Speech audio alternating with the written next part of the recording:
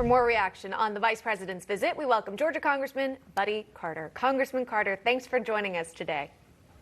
Thank you. Absolutely. All right, I want to ask you about what you might think would come from the Vice President's visit to both Guatemala and Mexico. What are you expecting?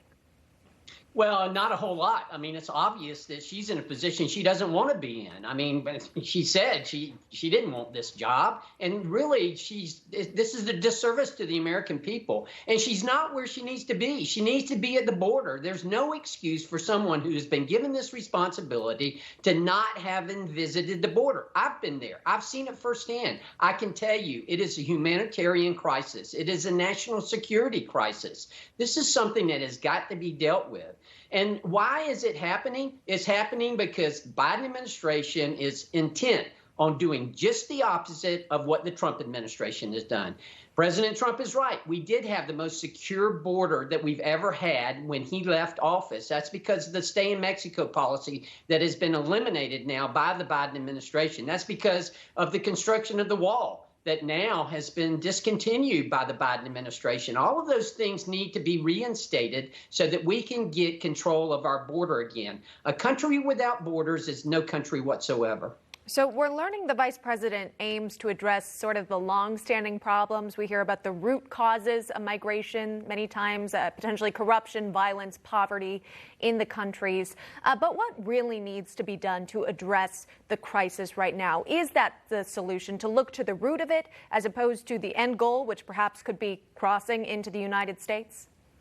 Well, there will be a time when you need to look at the root of it, yes, but that is not now. The time is serious. This is not a crisis that we have at the border. This is a disaster that we have at the border. And what they've got to do is they've got to get control of that. They've got to reinstitute the stay in Mexico policy. They've got to reinstitute the construction of the wall. They've got to get control of the border first. Then we can go and we can see what the root of the problem is, and as the Trump administration was doing during their time in office. But to just open the border and have a porous border like we have now is leading to a disaster, and that's what we have. And I wish that Kamala Harris could have seen the looks on those children's faces that I saw.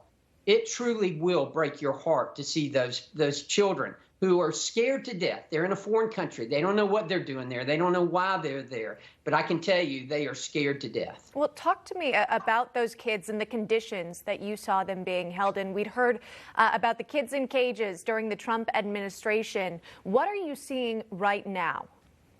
What I saw when I visited the border was overcrowding that was inexcusable. I mean, we had pods that were built to have 33 people in them. That's their capacity. And yet they had over 500 and 600 people in them. They were literally on top of each other. The total of what they were supposed to have in that facility was only supposed to be around 500. And here they had 5,000 and 6,000 people at a time in there. And it's just body on top of body. And all of these, you know, this is at a time when we're experiencing a pandemic, at a time when our country can least afford people coming into this country who have not been tested, and yet they're putting them on planes, and every state is becoming a border state now. Georgia is a border state now. And that's because they're sending those children here to Georgia. They're sending them all over the United States. And, what is happening aside from that? What is happening is illegal drugs are being smuggled across that border, coming to our communities and infesting our communities.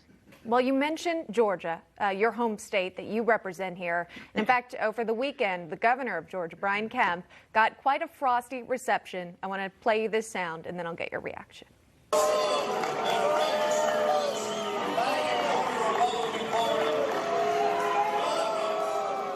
Again, this was at the state GOP gathering in Jekyll Island, Georgia.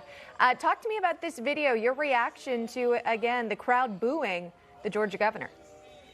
Well, I was there, and I witnessed it firsthand. And I can tell you, yes, it was disappointing, but look, we understand the ramifications of the next election, and the Republican Party understands it. Yes, we're upset about the results of the 2020 election, and yes, we think there were discrepancies that could have been avoided. Thank goodness the Georgia General Assembly has done their job and address that by passing the Election Integrity Act. And that is going to be important. And that will give people confidence that their votes are going to be counted and their votes are important.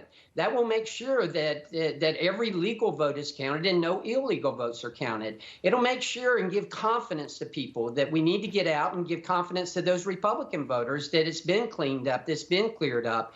And that's very important because our Constitution is extremely straightforward and says that it is the responsibility of the legislative branch of each state to run the elections. And what happened last time was that it was the executive branch, the Secretary of State, who made these changes. And now we've got it straightened out. So I'm excited going into this next election. I think Republicans are going to turn out strong. And I think we're going to keep a Republican in the governor's mansion. All right. That's Georgia Congressman Buddy Carter joining us here on Newsmax. Congressman, thank you. Thank you.